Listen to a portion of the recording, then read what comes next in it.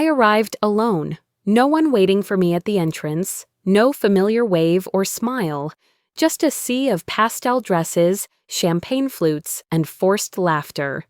The Texas sun cast a golden glow across the vineyard, lighting up every vine and floral arch like something out of a bridal magazine. It should have felt warm. It didn't.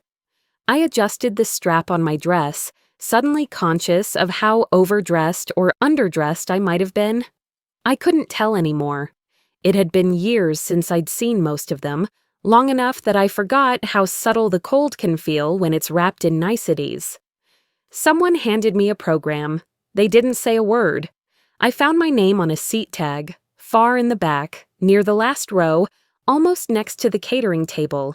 Everyone else, my brothers, my sister, even my cousins, were grouped up near the front. I smiled faintly and sat down. I'd told myself it wouldn't matter. I was here to support my brother. He passed me once before the ceremony, all tuxedoed and beaming, stopping just long enough to say, "Glad you came," before someone from his fiancé's side whisked him away for a photo. That was it. No hug. Not even a, "How have you been?" Family photos started. I wasn't asked. The photographer didn't even look my way. My mother adjusted someone's tie, laughed too loud, posed with her new in-laws like she'd always belonged there. When a little girl tugged at her mother's dress and asked, "Who's that?" the woman glanced at me, then muttered, "Just Aunt Clara," like I was a mistake someone forgot to erase. I kept my face neutral. It's something I learned long ago, how to shrink without disappearing. They used to call me the glue of the family. Now I was more like Scotch tape that lost its stick. A memory hit me right then. Me, 19, giving up college because Dad got sick and someone had to stay.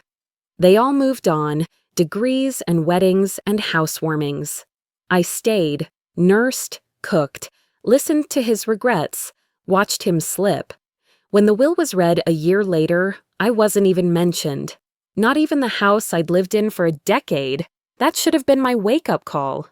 But no, I still came here today thinking maybe time softened them. Maybe they'd remember. At the reception, a white folding chair scraped behind me. An older aunt, tipsy and loud, tapped my shoulder. "Hey, sweetheart, can you scoot over? We need space for the family." I stared at her. "I'm family." She blinked, then looked away, pretending not to hear. I moved. From behind, someone chuckled. "Didn't even know she was still around." Ghost sibling. That's what they used to call me in the group chats I accidentally saw once. I felt my jaw clench. My eyes burned, but I wouldn't give them that. Not here, not today. Then, something shifted. A voice, smooth and low. "You don't deserve this." I turned. It was someone I hadn't seen in years. Mr. Morgan, Dad's old friend, from work. He looked older now, grayer, but his presence was the same, solid, like an oak. "I've been watching," he said. "You've handled yourself with more grace than any of them." I nodded, not trusting myself to speak. "Come sit with me." I hesitated, then followed him to a table near the edge of the tent, away from the noise. He poured me a drink, iced tea, not wine, and just sat there with me, quiet, not pitying, just seeing me. When the music started, couples floated to the dance floor.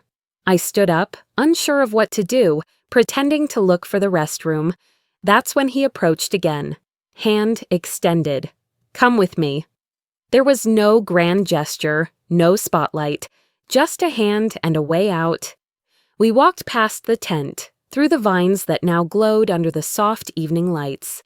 Each step away from the laughter felt like peeling off a layer of weight I didn't know I'd been carrying. He didn't speak, neither did I.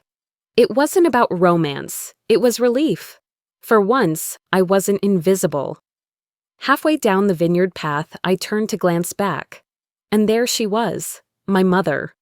Her face wasn't sad, it wasn't confused, it was irritated.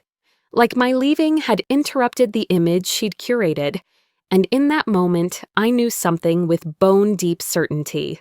This wasn't a new wound. This had been bleeding for years.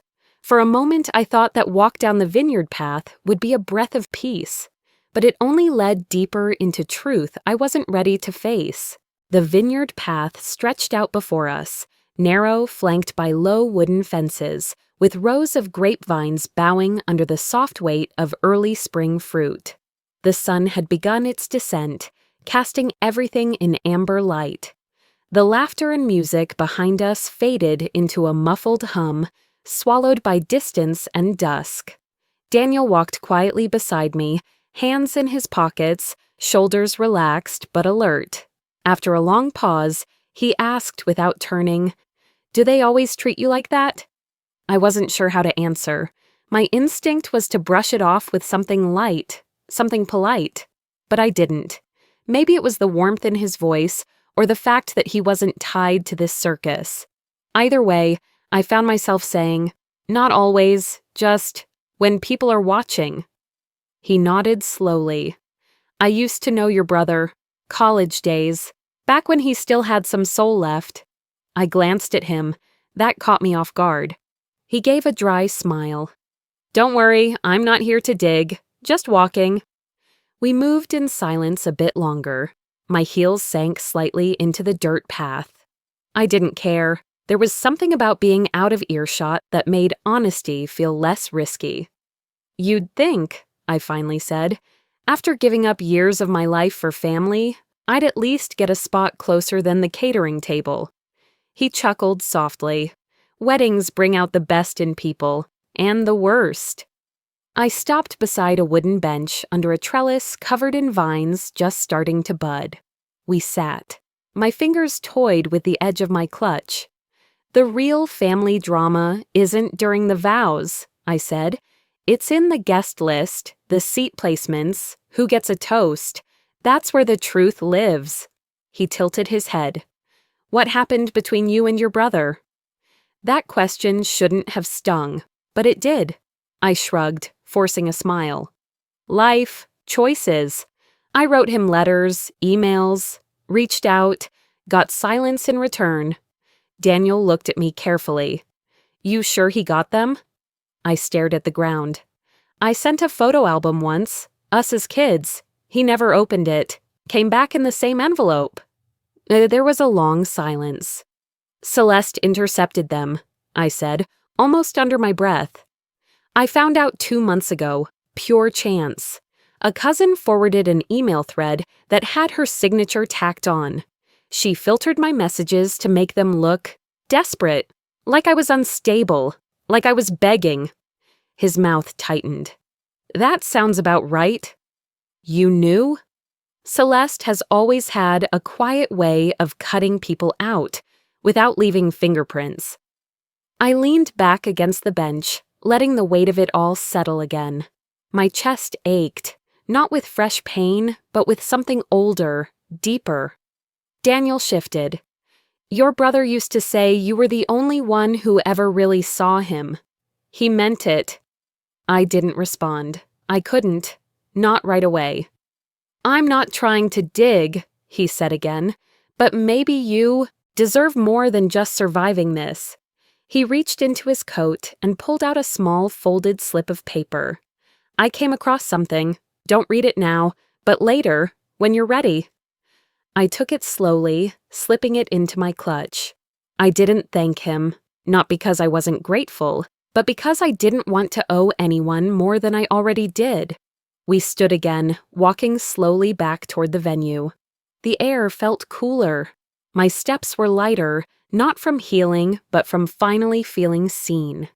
Celeste spotted us just as we stepped into view. Her expression didn't crack, but her eyes narrowed. She knew something had shifted. No one else noticed. The dancing had resumed, the lights twinkled above tables, like nothing had changed. A waiter approached me discreetly.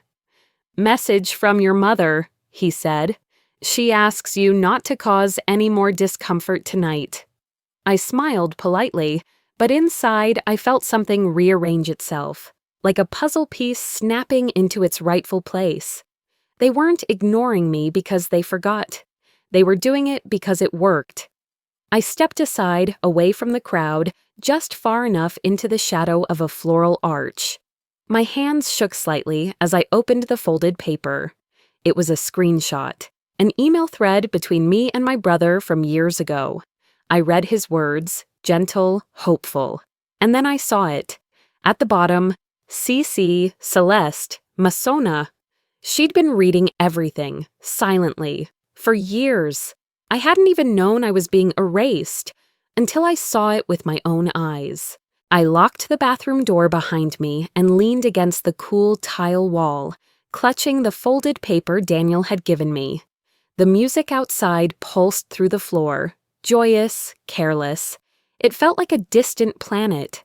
I unfolded the printout with hands that didn't feel like mine. The thread was dated 6 years ago.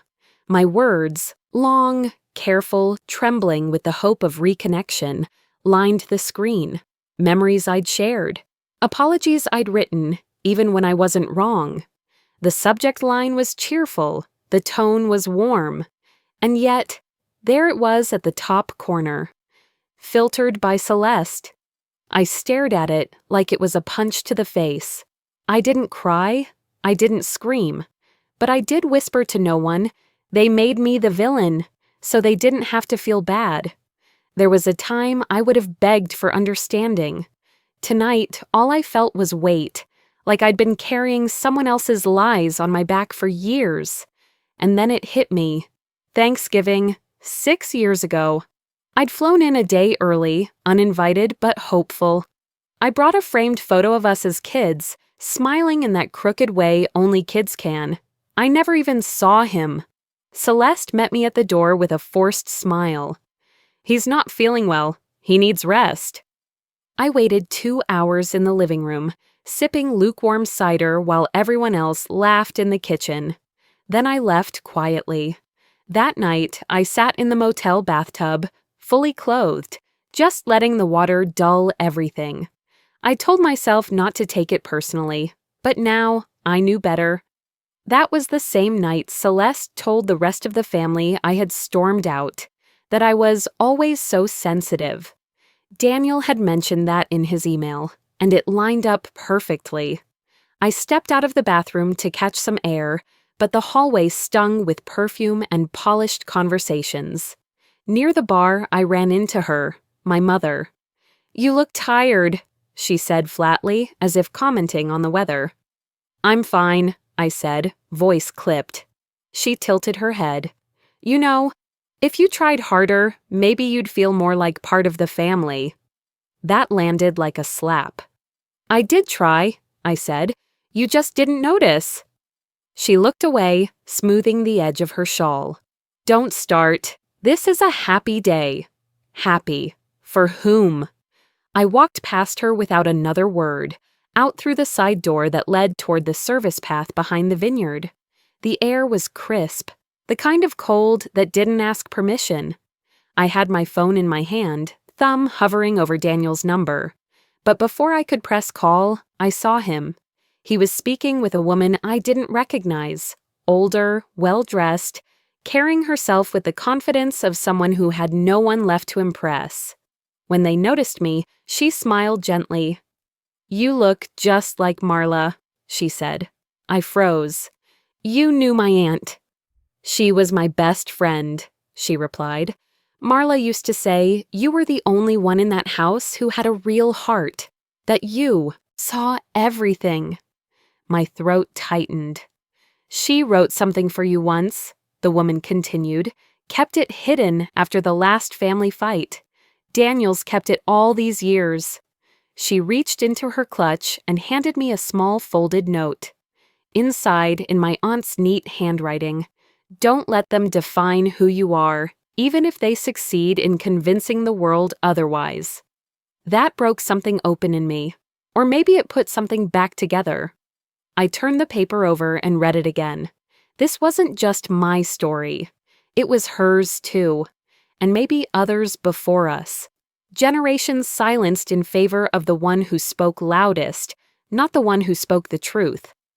I walked back into the venue. The music had shifted, slower now, couples swaying, children half asleep in laps. Celeste was near the bridal suite, her posture stiff when she noticed me approaching. I opened the dressing room door and gestured her inside. She didn't argue. Once alone, I walked over to the vanity and laid the printed email chain flat on the glass. She glanced down at it, then looked at me with that familiar tilt of her head. "Why?" I asked. She exhaled. "Because you never know when to stop. You always make things harder than they have to be." "For who?" I asked, voice low, shaking. "For all of us," she said, as if that were enough. No remorse, just rationalization dressed as logic. I stared at her, memorizing that expression, the way her lips didn't quiver, how her arms crossed like this was a negotiation and not a confession. I picked up the paper, folding it slowly. "You've spent years erasing me," I said, my reflection staring back from the mirror behind her. "I think it's time I became unforgettable." Then I turned and walked out, not in anger, not in haste, but calm. Still, in my mind, every step I took felt like a match striking dry wood. I stepped back into the bridal suite, murmuring something about needing a breath of air. No one questioned me. Everyone else was busy toasting, dancing, caught up in the illusion of unity. The room felt colder than before, not from temperature, but from presence. Celeste stood near the vanity, quietly arranging a neat row of framed photos and a few sealed envelopes. Her face stayed composed, but her hands told another story, tight, deliberate movements, like she was organizing more than just objects, like she was sealing away truths. I stayed by the door, watching, saying nothing. She didn't notice me at first, or pretended not to. One envelope slid slightly, revealing the corner of a tablet screen underneath. Another stack of paper looked recently handled, the top one slightly crinkled, as if clutched too tightly. I moved out into the hallway, staying light on my feet. A door to the left had been left slightly ajar. From there, her voice drifted out, low and clipped. Yes, all of them. I filtered every single letter she sent. No, she'll never see any of it." I froze. Celeste's voice was smooth, almost bored. "I gave Travis the heirloom document yesterday. He'll file it after the ceremony. It's handled." The breath left my lungs. My knees nearly buckled, but I caught myself against the wall, palms flat. I'd suspected. I'd seen pieces. But now I had the whole picture. My own sister had orchestrated my erasure, and she sounded so proud of it. I stepped back into the suite without knocking. Celeste turned, caught mid-sentence, still holding her phone. She ended the call casually, smiling like I was just a distant cousin here, to compliment the centerpieces. "Why did you intercept my letters?" I asked, voice low. "Why erase me from the record?" She tilted her head, placing her phone down with care. "Because family image matters more than every hurt feeling." "That's the story you tell them?" I said. "That I was too fragile to be included?" She gave a dry laugh. "I told them you were unstable, that you needed space. You didn't cry in front of them, Raylene. You disappeared, so I gave them a reason to understand it." "So your solution was to erase me completely?" Her eyes narrowed. "You always made things messier than they needed to be." "You mean I asked questions? You mean you didn't play along?" The space between us shrank, and in that moment I didn't care about tone or civility. I wanted the truth out loud. She turned toward the vanity and pulled out an envelope sealed with our mother's crest. "Here," she said, placing it on the table between us. "This is what Grandpa left for me. You're not mentioned." I stared at the envelope. My stomach twisted, but I stepped closer. My fingers trembled as I picked it up. Inside was the heirloom document, the one about the villa, the only property left in the family that held meaning. I flipped the pages until I found the list, and there it was, my name, crossed out, not erased, crossed out, in black ink. I looked at her. She was calm, too calm. "You did this." "I had to," she said. "You were never going to claim it. You kept saying family mattered more than property. That wasn't permission. You left space. I took it. Every decision I'd made, every time I thought I was being generous, silent, wise, it had all been used against me. She hadn't just rewritten the story. She'd handed everyone a copy and dared me to challenge it. "You never even let me be in the room," I said, voice shaking now. "You didn't knock." That was it. I turned and walked out. My heels hit the tile like drum beats. I passed my mother in the hallway. She raised an eyebrow but said nothing. Maybe she didn't care, maybe she didn't know. At this point, I couldn't decide which was worse. As I rounded the final corner toward the main hall, I saw Jordan standing near the coat check. He looked nervous, phone in hand. When he spotted me, he raised it slightly, screen facing outward. I stopped cold. On the screen was a file name, glowing in bold letters, Villa Ownership, Raylene's name. I stood under the glare of reception lights, the PDF from Jordan trembling in my fingers. The text was explicit. Raylene Diane Matthews, sole secondary heir, clause pending signature. My heart pounded. After years of believing I was erased, that document proved I was never truly removed. It was all a lie. Celeste had forged delays, deprived me of voice and space. That weight dropped on me like a drowning hand. I swallowed hard, tasting old doubts. Had I been too quiet all this time? Was I to blame for letting them write me out of every story? I pressed my legs, nearly giving way, but I steadied myself, clenching the paper until my knuckles whitened. I closed my eyes and let the years crowd back in. Every birthday party I declined. Every holiday I skipped, because what's better than showing up and being ignored? When my brother talked about opening that cafe, I offered my savings. Celeste laughed in front of family. She wants to be the hero again. I sat silent. I stayed quiet. Maybe if I had pushed harder, demanded space, they wouldn't have built walls around me. They did build walls. I watched as my mother moved across the room, gave a toast about unity and legacy. A grand show of togetherness while I stood alone, clutching the proof of their deceit. My brother and Celeste danced, arms linked, faces lit by the spotlight. I felt cold. Their narrative was working. They played happy family while I was the ghost who challenged it. Then Daniel appeared in the doorway. His eyes flicked to my hand. He walked beside me across the open terrace. I handed him the PDF. He read, face shifting. "Your grandfather," he said quietly. "He always said he'd leave the estate to the one truthful in the room." It was a line I remembered but dismissed. Now it felt like prophecy. My breath caught. He'd been there. I closed my eyes. The sweat glinted at my temples. Anger coiled inside me, but I forced calm. We walked back toward the hall and the music, back to the dance floor edge. I paused, weighing the moment. Do I confront them here, now, under all those eyes? Or retreat for strategy? In my head, I saw 19-year-old me in that same quiet mood when Celeste crumpled my college acceptance letter in front of our mother, laughed it off like it meant nothing. I had swallowed that humiliation too. That night, I vowed to disappear. But tonight, I realized silence wasn't peace. It was survival. I turned to Daniel. "I'm done being erased," I said. He nodded, steady. I lifted the paper again, stepping toward the room full of faces, toward the stage where my brother now paused, watching me. Celeste's eyes narrowed. Guests murmured. My mother's face froze. I raised the document and walked forward.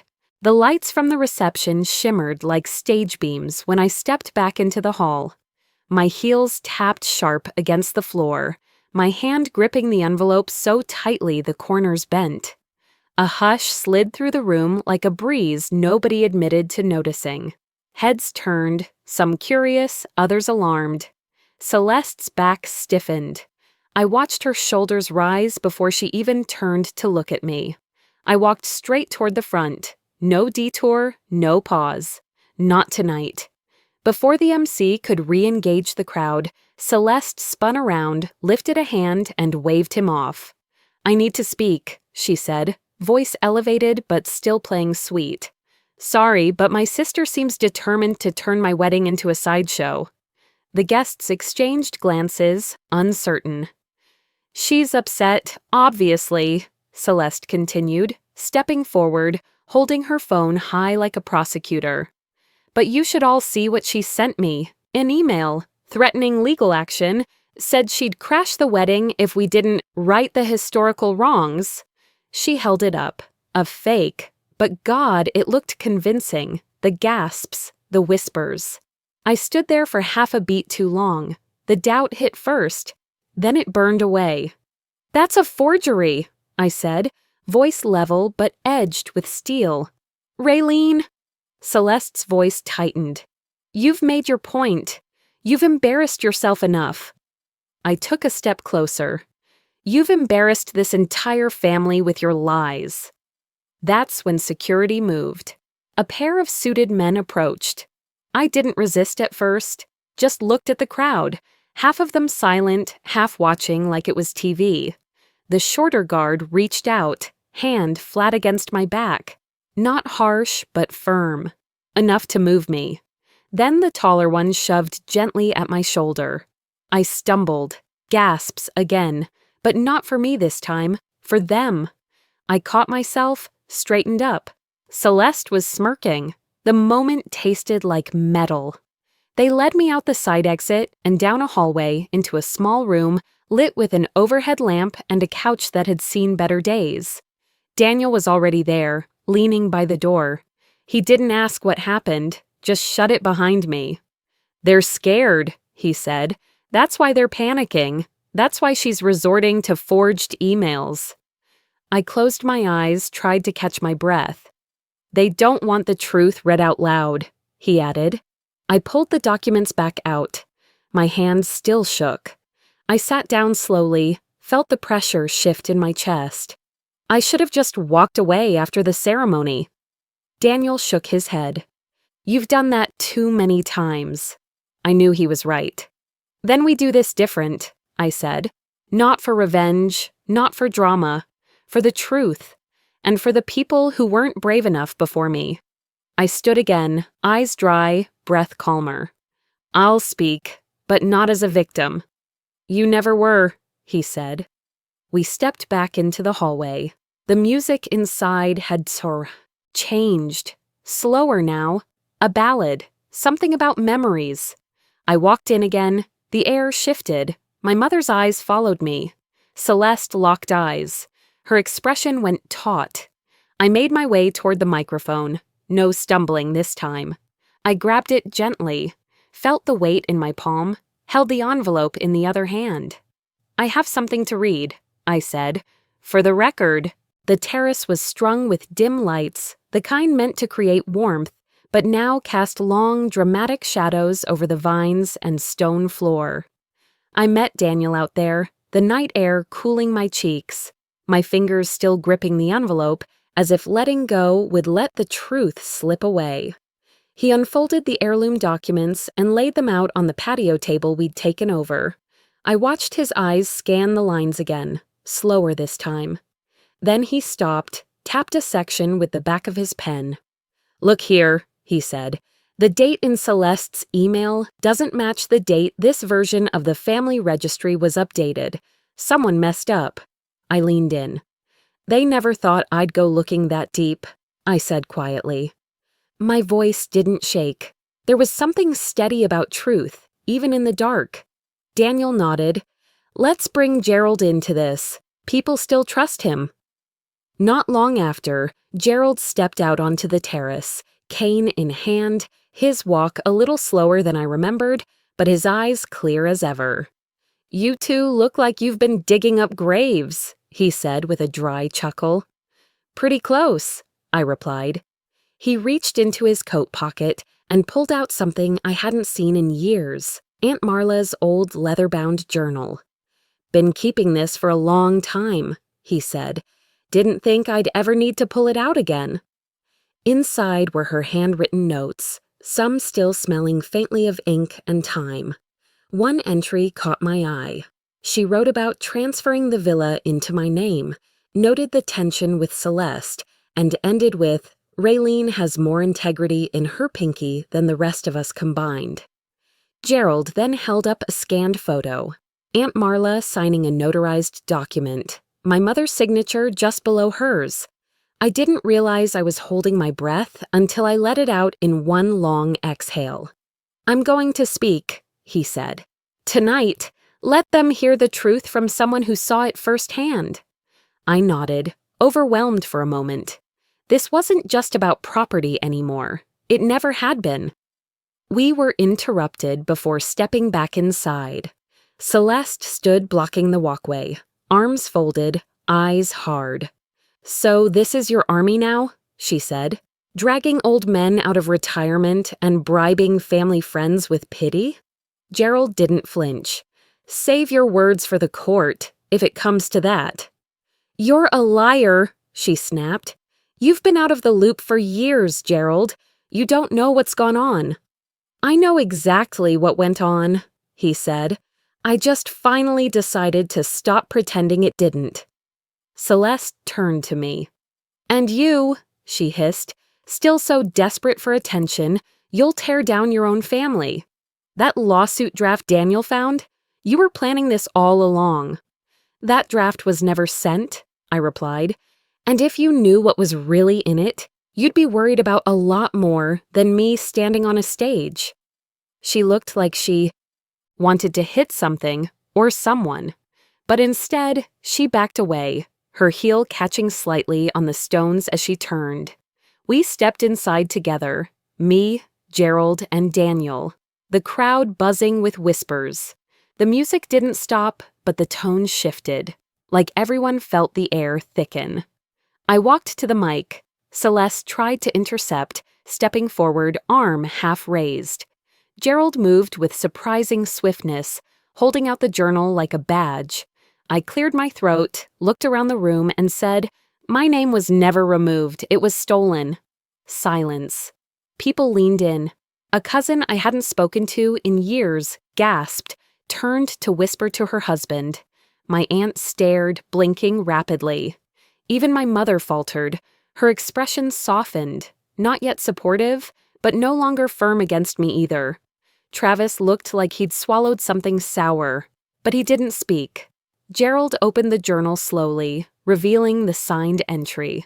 Daniel held up the family registry, and then it began, the room shifting, energy turning. People who'd smiled politely all night started murmuring real thoughts. "That makes sense. I always wondered, is that why she disappeared?" I stood tall, held the journal over my head. "This is my name. This is my truth." I stepped back. Celeste didn't move. Her lips parted, but no words came. Her face drained of color. For once, she had no script. Gerald leaned in beside me, just enough so I could hear him. "They can't deny this now," he said softly. "Not without losing everything." I walked toward the microphone stand under a pool of light. The air felt thicker, like everyone had been holding their breath until I emerged. I carried evidence in my arms, the journal, printed emails, the clip that cut straight through so many lies. My heart hammered, but I held myself steady. The crowd shifted, some leaned forward, some recoiled. There was a quiet tension, like waiting for a verdict. I paused, glanced at Celeste, took a breath, and began. "My aunt kept a record," I said. I opened the journal, letting Marla's words echo in the room. Entry after entry confirmed the villa was meant to be mine. She wrote of interference, of manipulated letters, of warnings I be erased. I held up the emails next, the threads she filtered, her signature in the margins. Then I played the clip, her voice backstage whispering, "She'll never see them." The pause hit like a wave. Then I dropped the bomb. The deed was never legally reassigned. It remained in my name all along. The room exhaled in a single, stunned gasp. Celeste stepped forward, voice shaky. "You don't have the full story," she cried. She pulled out a folder, slammed it onto the podium. "This is real. She signed rights over years ago. This is forgery, betrayal, greed." My lungs tightened. Rage tried to roar inside, but I held silence. Her staff and my mother's eyes darted. Uncertain now, the ground shifting beneath their certainty. Gerald appeared beside me, slow but steady.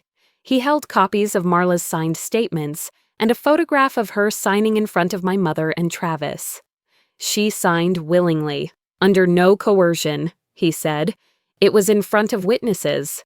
His voice carried weight. The balance tilted. Relief washed over me. Guests began murmuring, "She was right." I always wondered.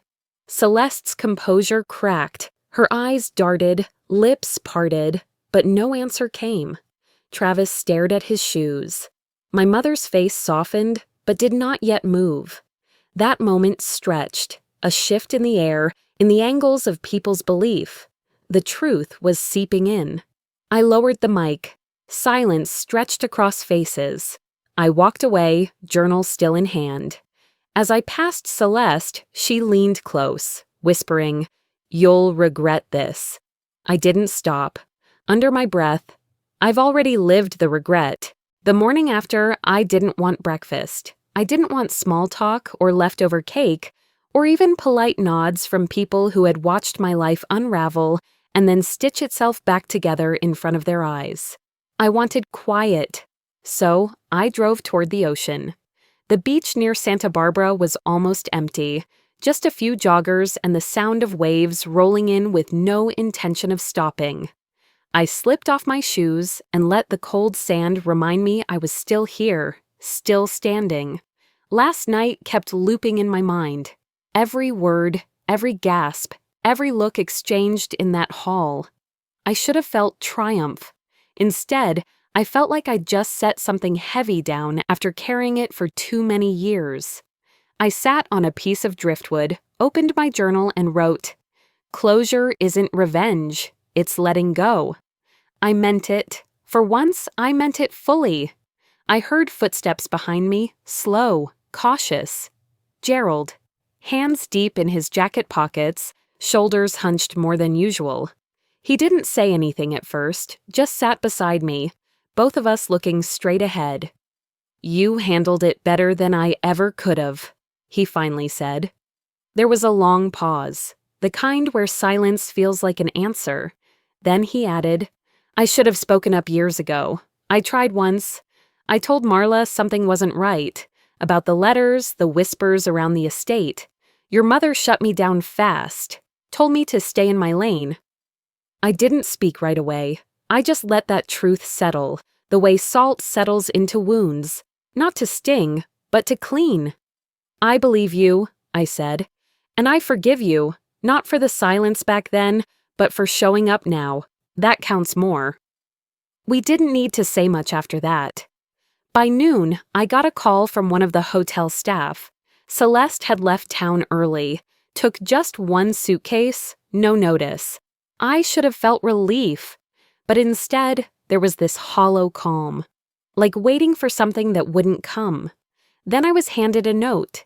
It wasn't dramatic, just a single sentence in her spiky cursive. "You win this one, but don't think the past is done with you." No name, no signature. But I knew who it was from. I read it once, then again, and I didn't feel fear, not even anger, just distance, like hearing a story from a lifetime ago. That night, I built a small fire in one of the public pits along the beach. I held that note over the flames and let it catch, curl, and disappear. I spent the next day walking through the villa, my villa. Room by room, I let go of what had happened there and started thinking about what could happen next. Art classes, grief workshops, music therapy, a place where people could heal, like I had to. I paused in the dining room and imagined Aunt Marla standing there, arms crossed, eyebrow raised like she always did when someone interrupted her thinking. I whispered to the silence, "It's yours. I just get to carry it forward." Before I left, I called my lawyer. "Let's begin. The foundation paperwork," I said. "We'll name it after her." That night, I stood by the same window I used to cry in front of. I remembered how small I felt, looking out and wondering if I had the strength to fight all this. Turns out I did. I wrote one final line in my journal. Justice isn't always loud. Sometimes it's just knowing who you are and not letting anyone erase that. I closed the cover and set it beside her photo. The ocean outside kept going, same as always, but to me, it looked different, like it knew. I turned to leave. That's when my phone buzzed, an unknown number. I hesitated, picked it up. "Raylene?" a woman's voice asked. "We need to talk. I'm your sister."